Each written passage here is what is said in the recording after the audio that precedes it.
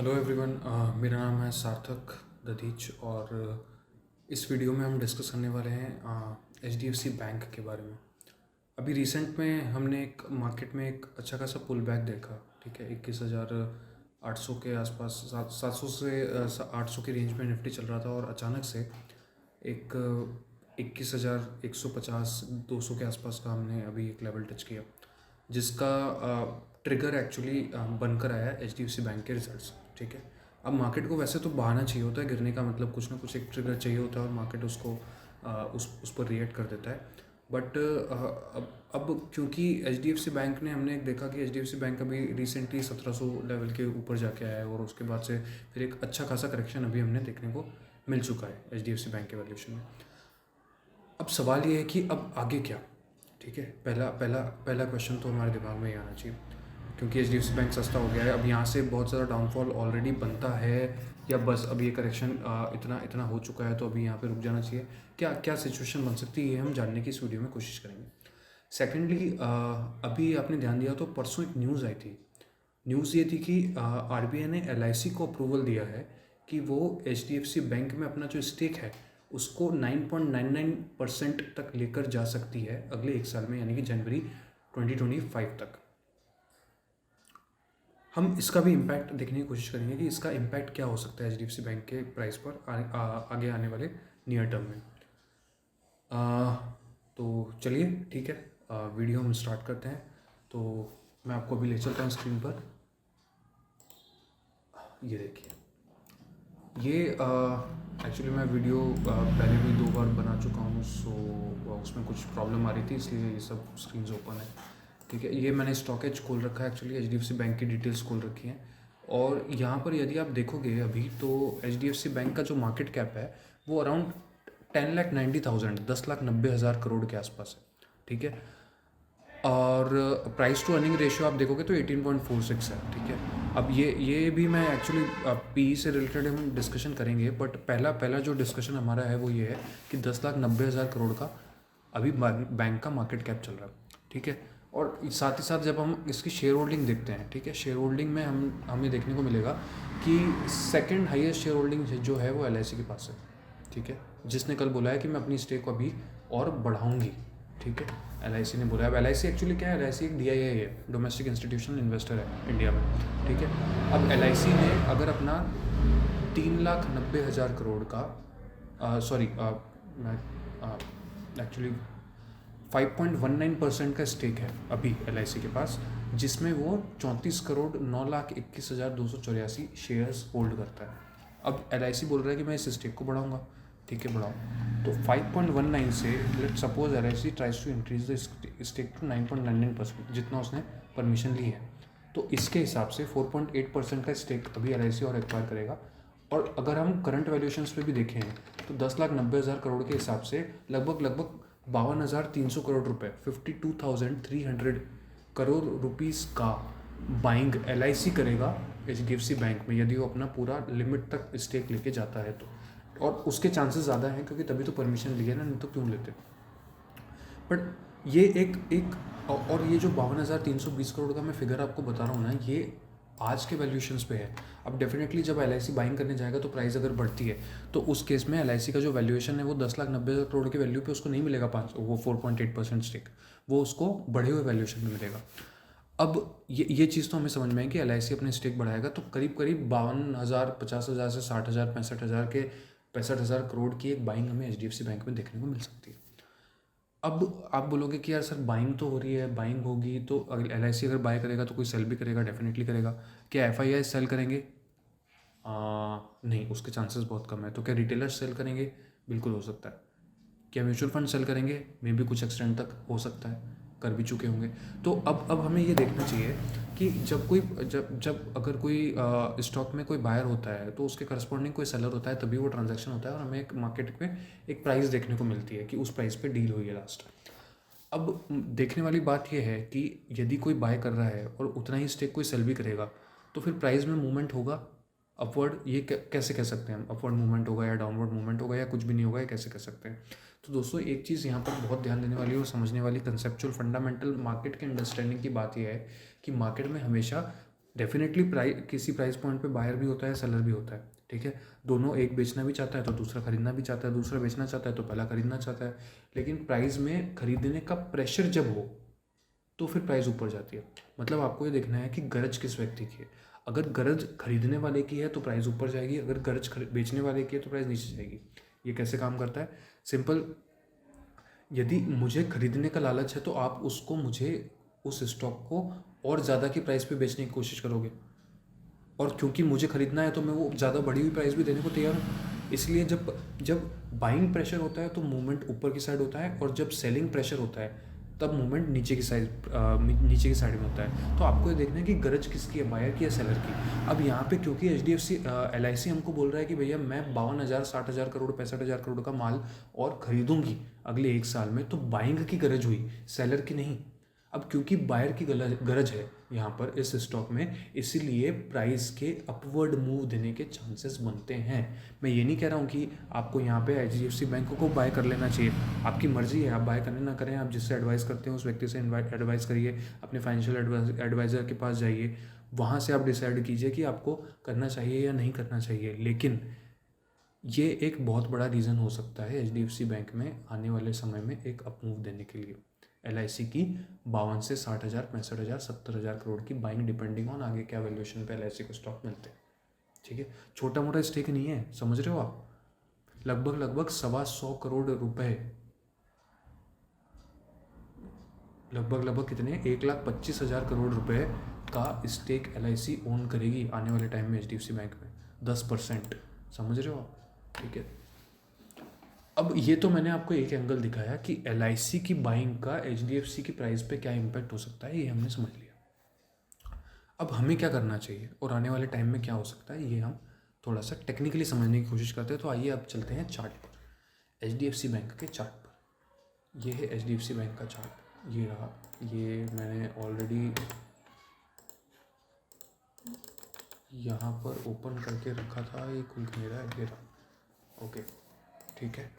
ये HDFC bank का monthly chart हम एक बार ओपन करके देखते हैं। ये मंथली चार्ट है, मंथली वीकली पे आ जाते हैं, थोड़ी सी क्लैरिटी ज़्यादा रहेगी। ये वीकली चार्ट, ठीक है।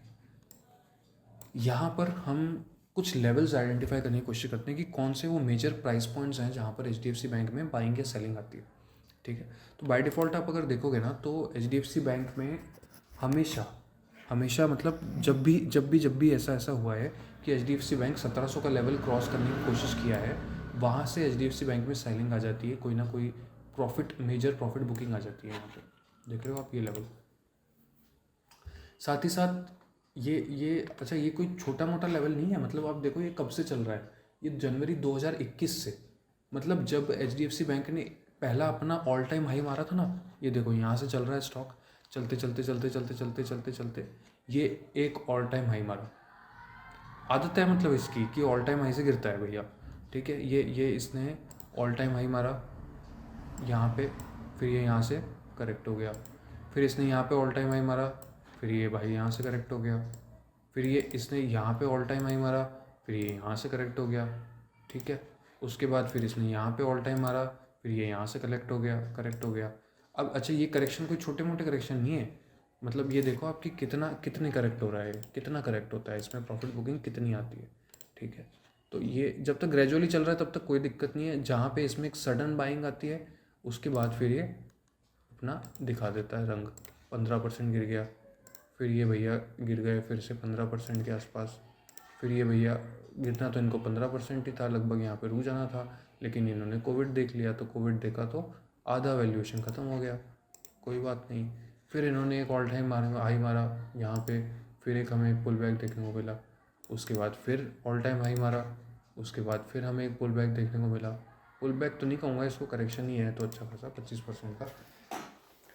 तो दोस्तों अब एक चीज़ हमें समझनी चाहिए, वो ये है, एक चीज़ जो हमको क्लियरली समझ में आती है वो ये है कि HDFC बैंक में 1700 रुपये के लेवल के ऊपर जब भी ये जाता है, इसमें एक अच्छा खासा करेक्शन हमें देखने को मिला।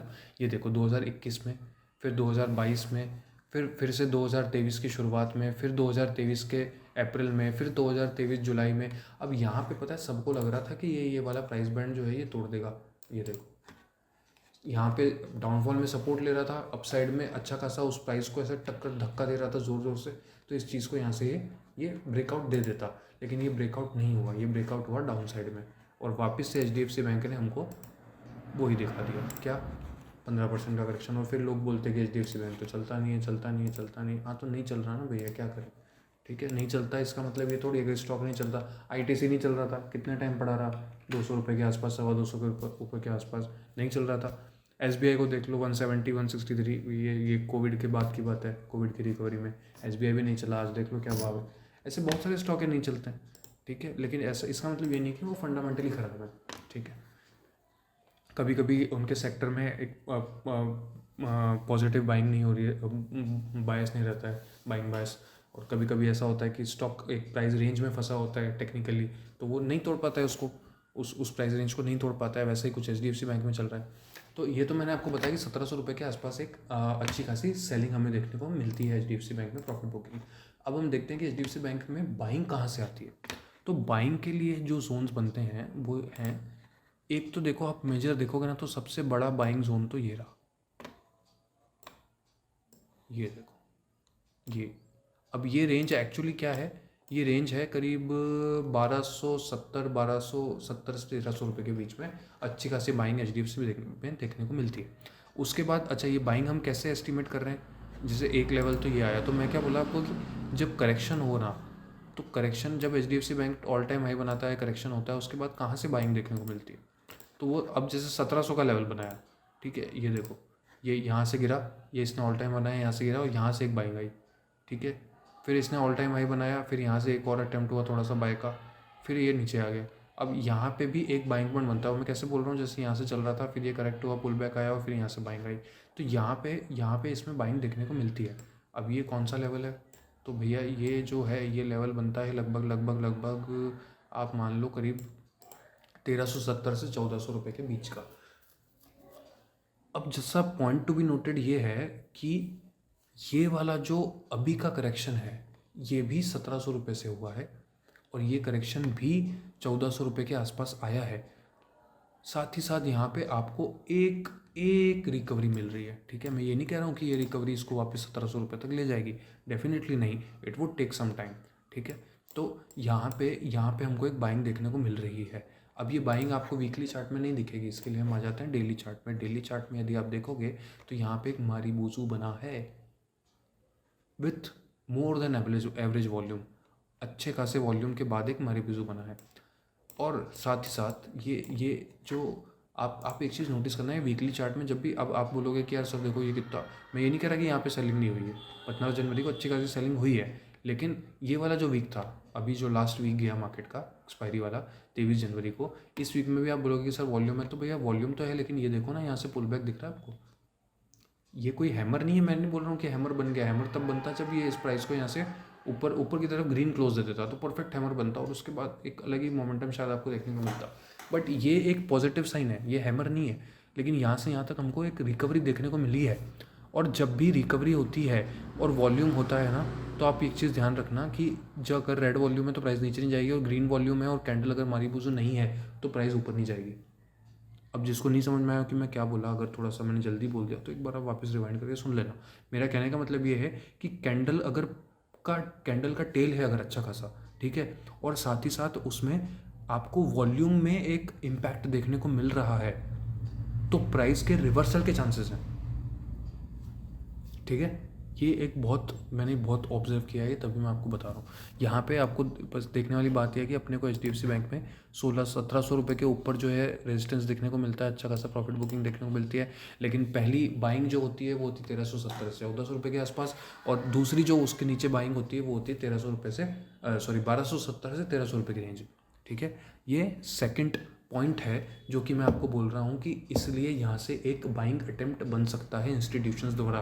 हम में और आप में ताकत नहीं है कि हम इसको 1700 रुपये पे ले जाएंगे, लेकिन इंस्टीट्यूशंस ही ले जाएंगे, और क्योंकि वो हर बार लेके जाते हैं इस लेवल से, इस बार स्ट्रॉन्ग चांसेस है कि वापस से वो यहाँ से बाइंग करके HDFC बैंक को 1700 रुपये तक लेकर जा सकते हैं। कितने दिन में, 2 दिन में, 4 दिन में गिरा है, वापस से 4 दिन में खड़ा हो जाएगा 1700 पे? नहीं होगा, ठीक है, सुन लो, गांठ मान लो, ये चीज़ नहीं होगा वापस से it would take some time, ठीक है, 1700 तक जाने के लिए। अब क्या, तो पहला तो मैंने आपको रीज़न ये बताया LIC वाला। सेकंड रीज़न मैंने आपको ये बताया कि यहाँ से हर बार बाइंग होती है, इस बार भी हो सकती है। अब मैं आपको जो रीज़न बताने वाला हूँ वो बहुत ज़्यादा कन्विंसिंग रीज़न है कि आपको क्यों HDFC में पैसा लगाना चाहिए। HDFC मेरे घर का बैंक नहीं है, ठीक है, मेरे पास भी HDFC बैंक को अगर आप खरीदोगे तो मुझे कोई फ़ायदा नहीं होने वाला है, लेकिन मैं बस यहाँ पर गाइड करने की कोशिश कर रहा हूँ, ठीक है। मेरा कोई ये बाय सेल रिकमेंडेशन नहीं है, डिस्क्लेमर। मेरे पास HDFC बैंक ऑलरेडी है, ठीक है, लेकिन मैं आपको ये नहीं बोल रहा हूँ कि आप इसीलिए खरीदो। आप मत खरीदो, आपको नहीं जमता हो तो consult your financial advisor before taking any decision, before investing even a single penny in HDFC bank.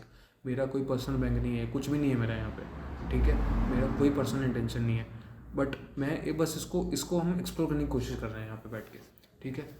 अब ये मैंने आपको चार्ट्स पे दिखाया, अब मैं आपको एक चीज़ और दिखाता हूँ।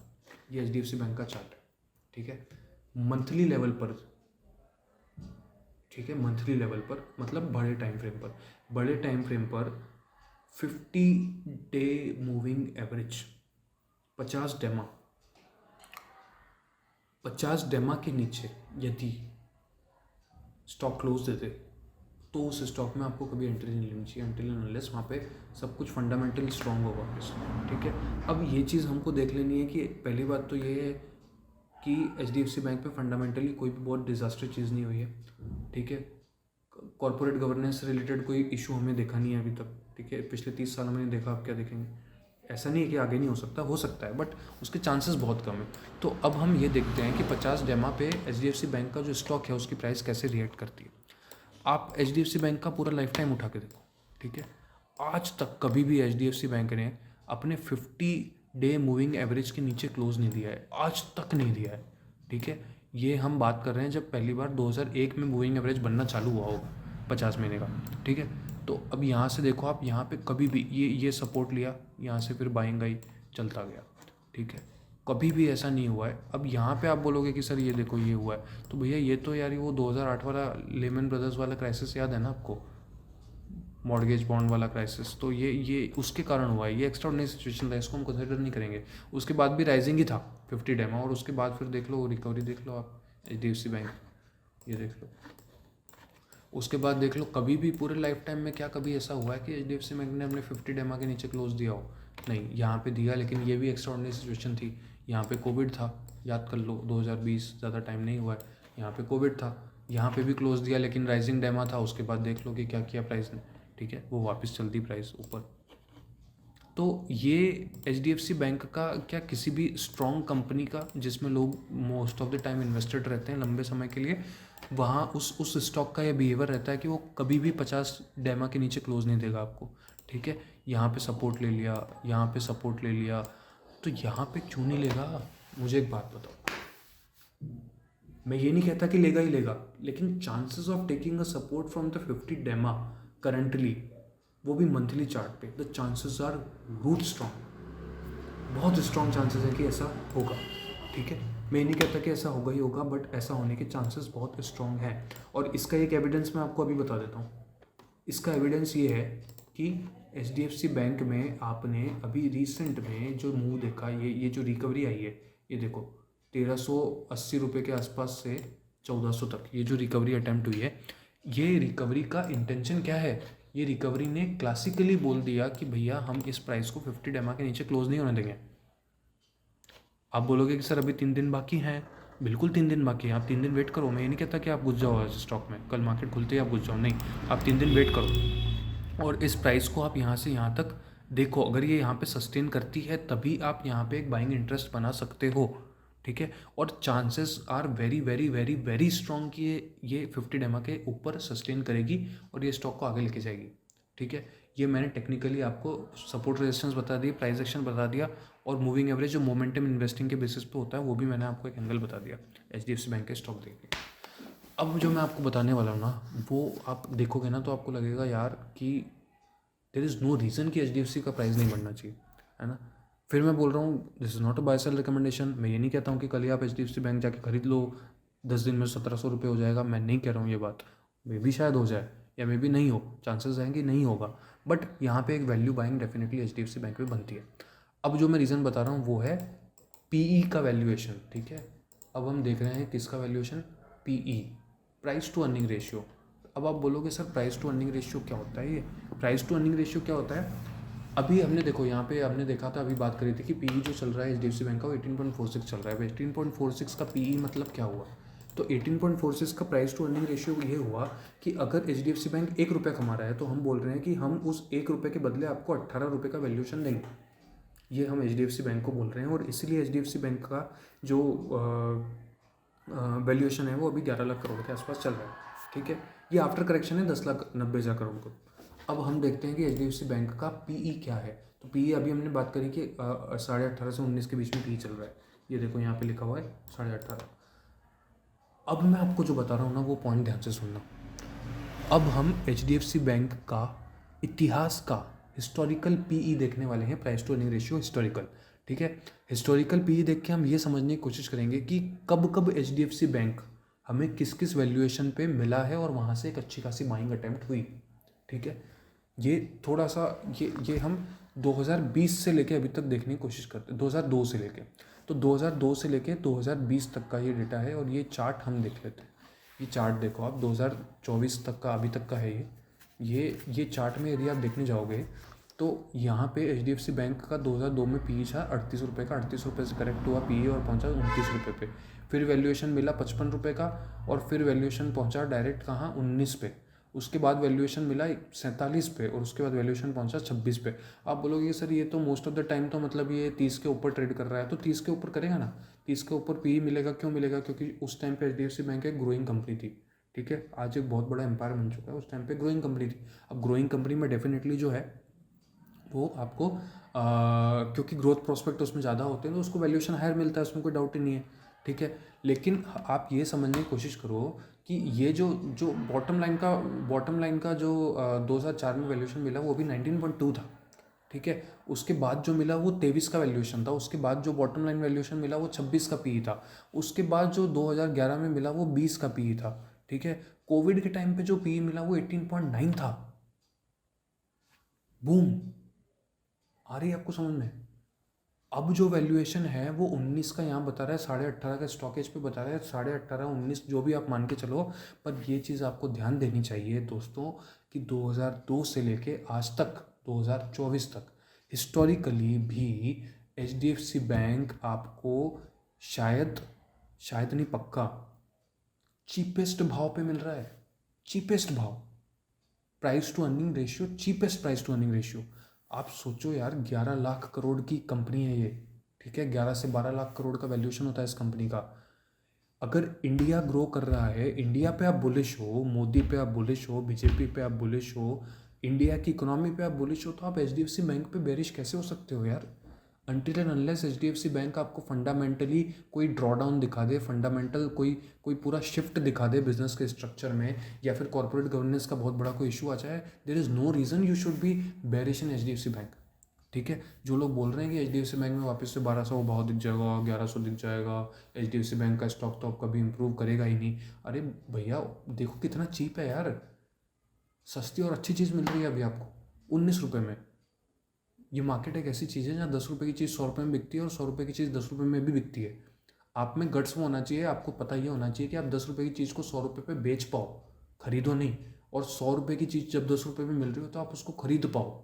ये ही हिम्मत है जो कि आपको एक इन्वेस्टर बनाती है, एक मोमेंटम बाइंग में आपको लेके जाती है। ठीक है, तो पैसा ऐसे ही बनता है 100 रुपये की चीज़ को 10 रुपये पे खरीदने पे, वैल्यू बाइंग। ठीक है, वॉरेन बफेट ने इसी चीज़ पे एम्फेसाइज किया है। अब आप सोचो कि मैं तो 1700 के ब्रेकआउट पे खरीदूंगा, तो भैया तब आप खरीदना ना, मैं ये नहीं कहता कि आप मत खरीदना। ठीक है, तब शायद एक नई रैली स्टार्ट होगी। लेकिन यहाँ पे आज अगर आपको इन्वेस्ट करना है तो HDFC बैंक एक बहुत बहुत बहुत अच्छा बेट है इन्वेस्ट करने को, क्योंकि अपने लाइफ टाइम के सबसे लोएस्ट पीई पे मिल रहा है आपको। ठीक है, 11 लाख करोड़ की कंपनी है, चौथा सबसे बड़ा फाइनेंशियल इंस्टीट्यूशन है, चौथा पांचवा, अभी शायद थोड़ा करेक्ट हो गया तो रैंकिंग गिर गई होगी। बट आप समझ रहे हो, मतलब आप इंडिया को बोल रहे हो कि यार हम 5 ट्रिलियन डॉलर की इकोनॉमी टच करेंगे, तो भैया HDFC बैंक ग्रो नहीं करेगा क्या? कैसा हो सकता है ऐसा? ऐसा हो ही नहीं सकता। आप मुझे बताओ अर्बन पॉपुलेशन कितनी है इंडिया में अभी, बता सकता है कोई? मैं बताता हूँ आपको, आप इंडिया के टॉप 20 शहर पकड़ो। ठीक है, तो भी करते करते करते 25 करोड़ से ज़्यादा की आबादी नहीं बसती इन 20 शहरों में। और इंडिया की आबादी ऑलमोस्ट 150 करोड़ लोगों की है। 125 करोड़ लोग आज भी टायर 3 सिटीज़ में या उससे भी छोटे टाउन्स में या विलेजेस में रहते हैं। ठीक है, क्या ये ग्रो नहीं करेंगे? ये बिल्कुल ग्रो करेंगे। क्या ये जब ग्रो करेंगे तो ये इंडिया के सबसे बड़े बैंक में अपने डिपॉजिट्स नहीं डालेंगे? डिपॉजिट कम हो गए, ये जो बातें सुन रहे हैं ना, तो ये क्या डिपॉजिट्स नहीं डालेंगे, या ये अपने अकाउंट्स नहीं खुलवाएंगे, क्या ये क्रेडिट कार्ड्स नहीं लेंगे, क्या ये इंश्योरेंस प्रोडक्ट्स में इन्वेस्ट नहीं करेंगे? ये सब कुछ करेंगे। ठीक है, तो जब सब कुछ करेंगे तो फिर आप HDFC बैंक पे बेरिश कैसे हो सकते हो? HDFC बैंक पे बेरिश होने का कोई रीज़न ही नहीं है दोस्तों, कोई रीज़न नहीं है।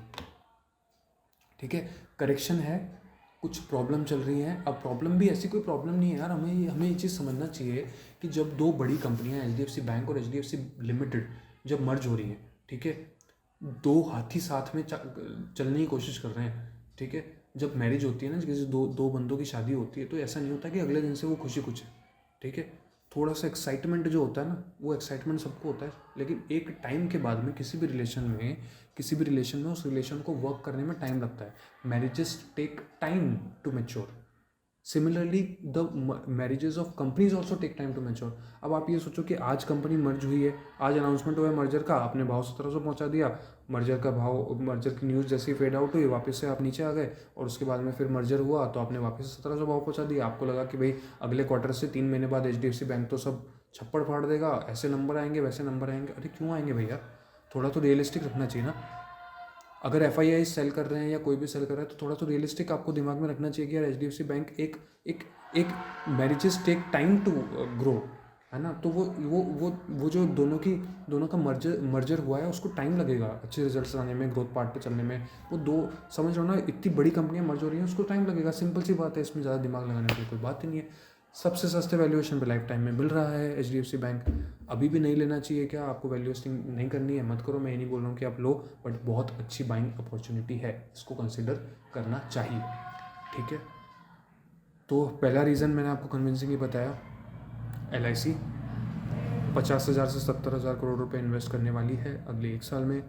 ठीक है, 1440 के भाव पे नहीं कर सकती है, प्राइस को अपवर्ड लेके जाएगा। 70,000 करोड़ की बाइंग किसी भी स्टॉक में, अगर कोई FII DII अपना जो परसेंटेज है ओनरशिप का उसको डबल करने जा रहा है तो डेफिनेटली प्राइस भागेगी।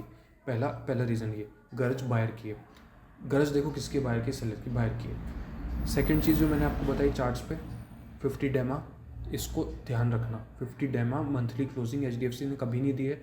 उसके अलावा HDFC हमेशा वहाँ से सपोर्ट लेके ऊपर ही है, इस बार भी नहीं देगा। 3 दिन बचे हैं, but the chances of giving a close monthly close below 15 DEMA are very very very low. तीसरा, मैंने आपको PE के वैल्यूएशन के हिसाब से बता दिया, इससे सस्ता कभी नहीं हुआ है HDFC bank. Do consider it, सोचो समझो। तीनों रीजंस को आप चाहो तो वापस देखो एक बार। और ये कोई बाय सेल रिकमेंडेशन नहीं है, मैं वापस बोल रहा हूँ, बट एक अंडरस्टैंडिंग कि स्टॉक को कैसे आपको कंपेयर करना चाहिए, कैसे आपको एक मोमेंटम पे आप राइड कर सकते हो, कैसे वैल्यू बाइंग कर सकते हो आप स्टॉक में, ये चीज़ हमें देखने लायक है। ठीक है, देखो, अच्छा मार्केट और अच्छा प्राइस कभी साथ में नहीं होते, लेकिन अच्छे मार्केट और अच्छे प्राइस के बीच जब सबसे कम गैप हो, तब उस मार्केट को आपको छोड़ना नहीं चाहिए। Signing off, do take a note. Okay, good bye, thank you so much.